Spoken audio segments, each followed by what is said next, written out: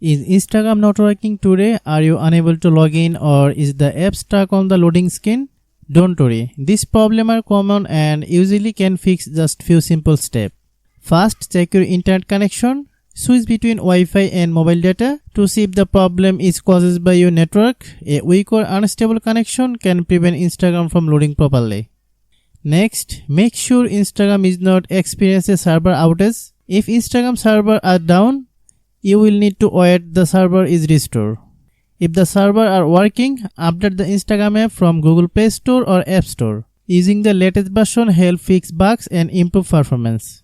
You should also restart your phone. This clear temporary system issue that may prevent Instagram from working correctly. On Android, you can clear the Instagram cache. Long press Instagram app. Then click App Info. Click Storage Use.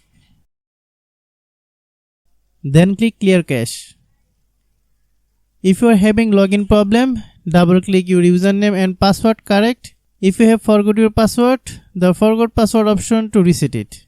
Still problem continue, uninstall and reinstall the Instagram app. This replace damaged files and often fix login loading and crashing issue. By following this simple step, you can solve most Instagram problem and get back the browsing, posting and chatting with your friends in no time.